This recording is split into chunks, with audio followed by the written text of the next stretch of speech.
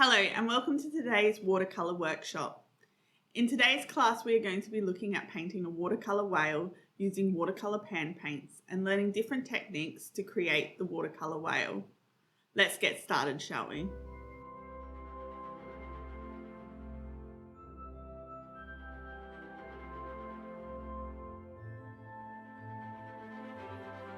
In this video, the materials we will be using are watercolour paints in assorted shades of blue, watercolour paper 300 GSM, watercolour brushes, one large, one small, watercolour pencil in either blue or graphite to draw the outline, an eraser and a pencil sharpener, and tissues for blotting.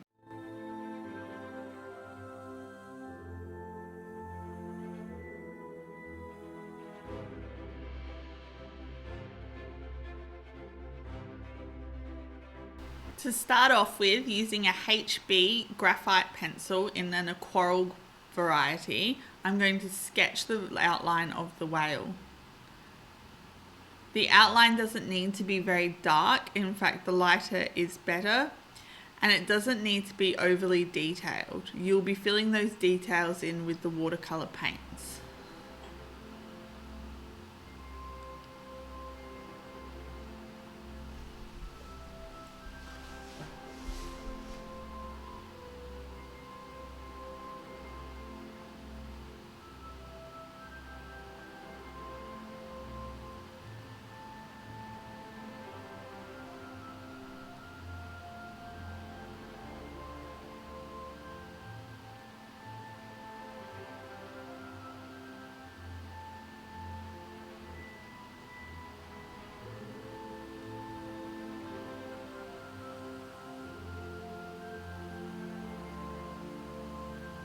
I always like to make sure that my pencil is nice and sharp for doing this because it's easier to get softer lines and get the details right.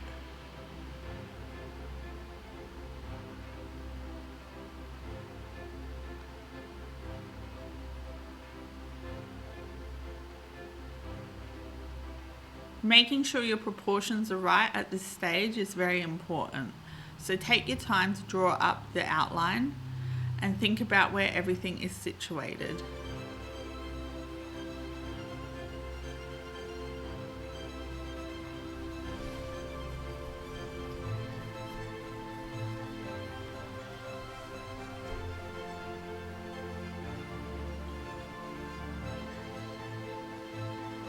We're going to be starting off using the wet on wet technique.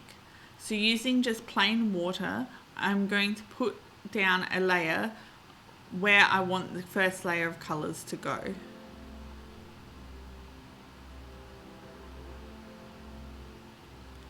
The fun thing about wet on wet is that the colours will only go where I have this clear layer of water.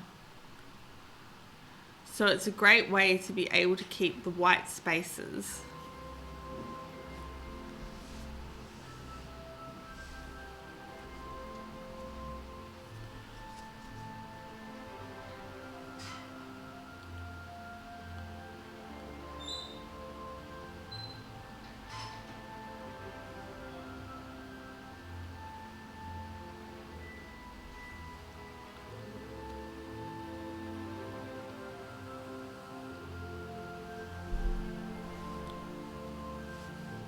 Now using blue, I'm just dropping the colour in on the surface.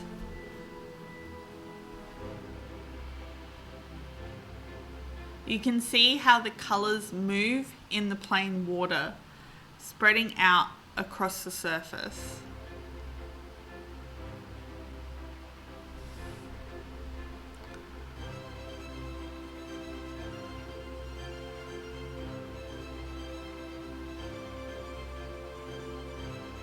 I like to use a variety of different shades of blue to give sort of a mottled effect on the skin of the whale to make it look like it's underwater and the sunlight is catching it. Dropping plain water back into the coloured surface also helps disperse the colour even more and create more patterns on that surface.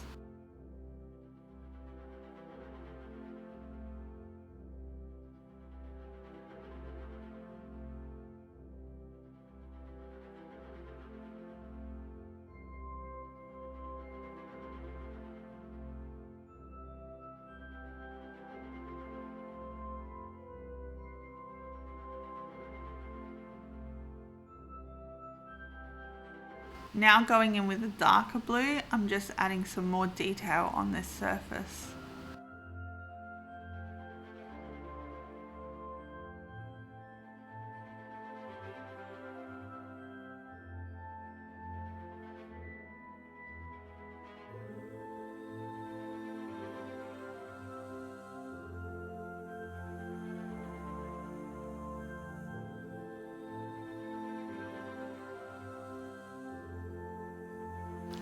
Using a darker blue again, this is indigo, I'm starting to add tone and depth to the piece. Thinking about where the light is going to be hitting the whale.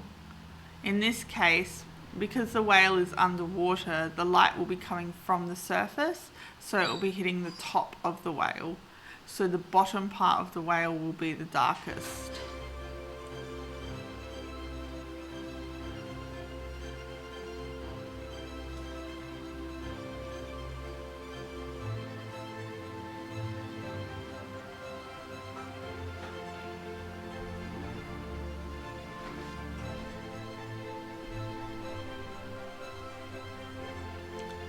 Now that the painting has completely dried, we can move on to the second layer. The second layer will have more fine details, which is better to use the wet on dry technique. If your page is still wet, you'll find that the colours will bleed and you won't get such crisp lines.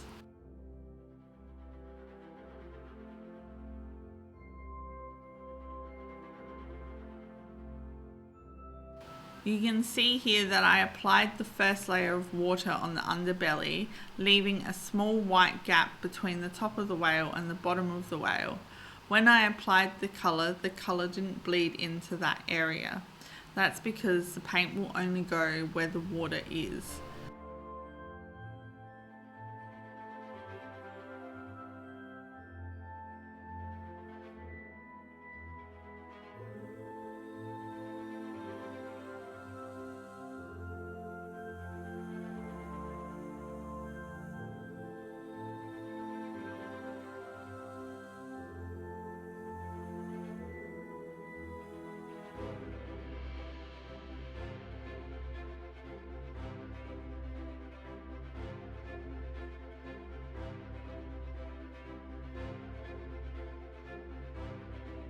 In order to create depth and make the whale look three-dimensional, the black flipper I am painting really dark indigo and keeping the front flipper lighter.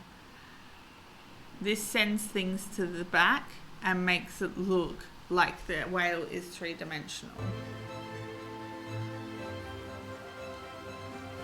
Understanding tone is really important when painting anything, because you are taking a three-dimensional object, putting it on a two-dimensional surface and trying to make it three-dimensional, and tone is what helps you do that. Exaggerating your darks and your lights will help you create depth and a feeling of shape.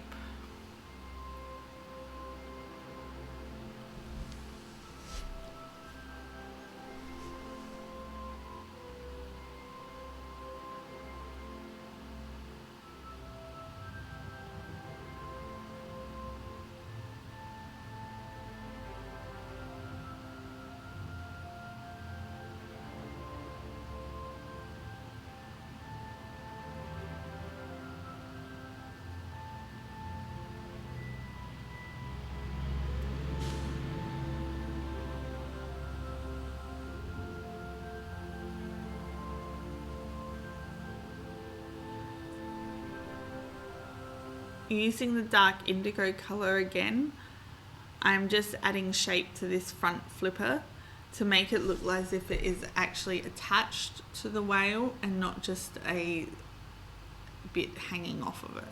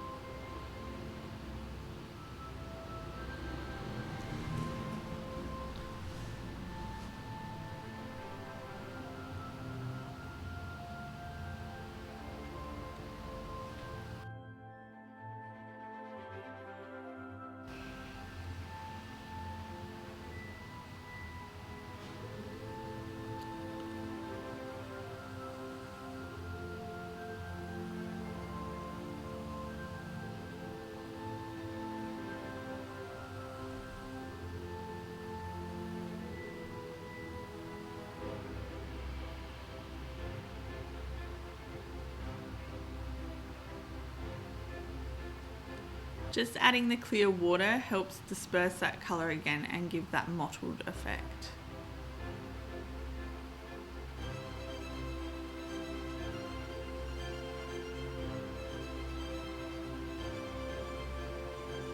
Now I'm starting to add some of the finer details in to give the whale some characteristics. Just lightly drawing with my brush to get a really fine line, I'm creating the barnacles on the whale's head.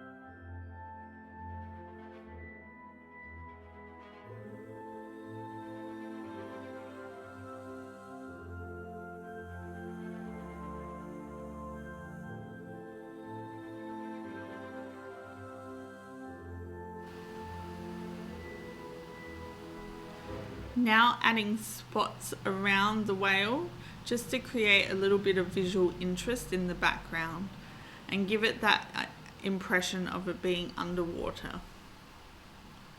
You can do these in many ways. You can load your brush up with paint, and as you can see, I'm just flicking it across the surface. You can also squeeze your brush out to get bigger blobs on the page. If you want a finer misting, you can use a stiff bristle brush or a toothbrush and just flick it on the end of your finger across the surface.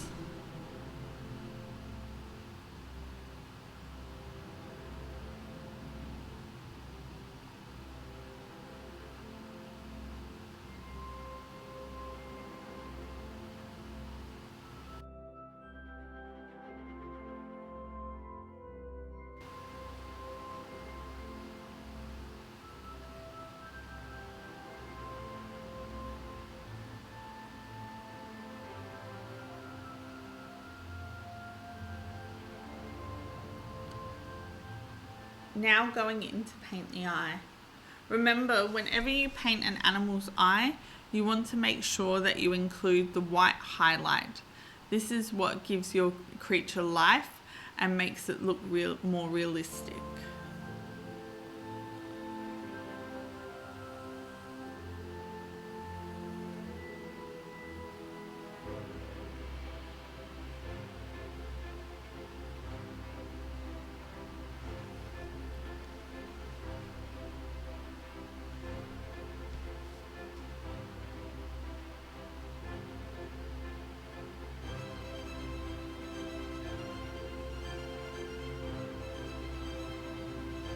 Now just using the fine point of my brush again, I'm going to add some small textural details on the surface of the whale to give the skin a little bit more of a realistic finish.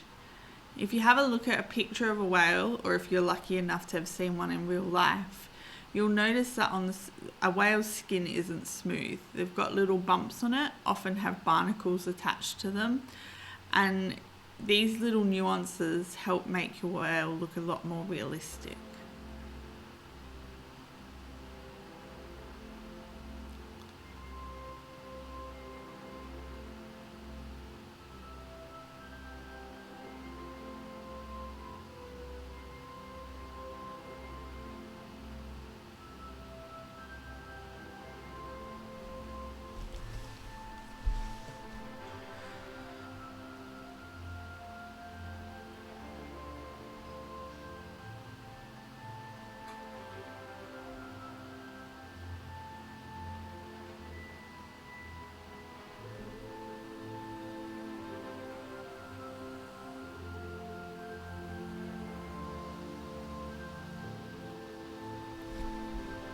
Now going in with a white gel pen, I'm going to add some highlights to the page. White gel pens are fantastic because they are a water soluble pen and so can be blended out with your brush to give a more smoother finish to your lines and not a harsh line. They're also great for the fine little details that you couldn't leave when painting the first layer.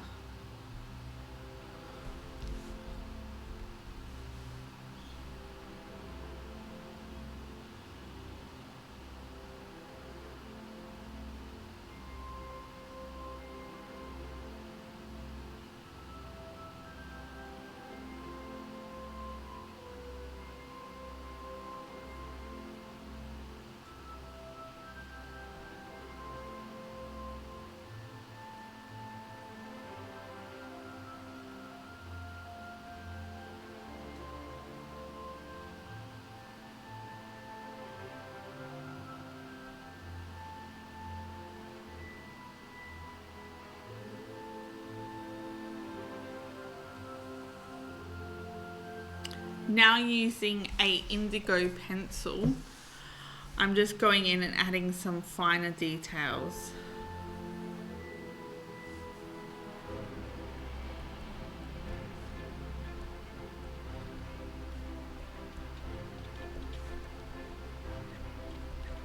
We will learn more about the pencils in future videos.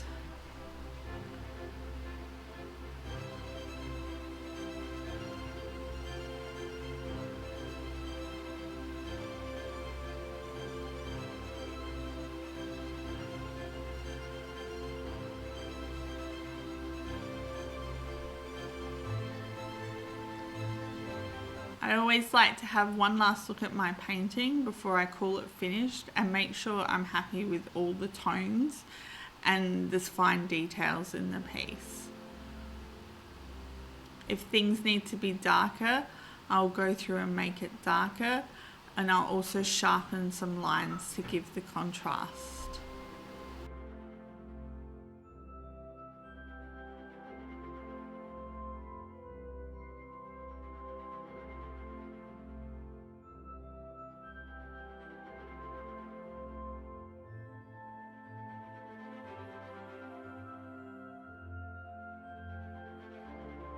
I hope you enjoyed today's video. We definitely enjoyed having you.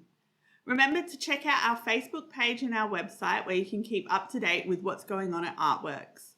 Also, please feel free to share your work with us. We'd love to see what you're creating. Thank you and stay creative.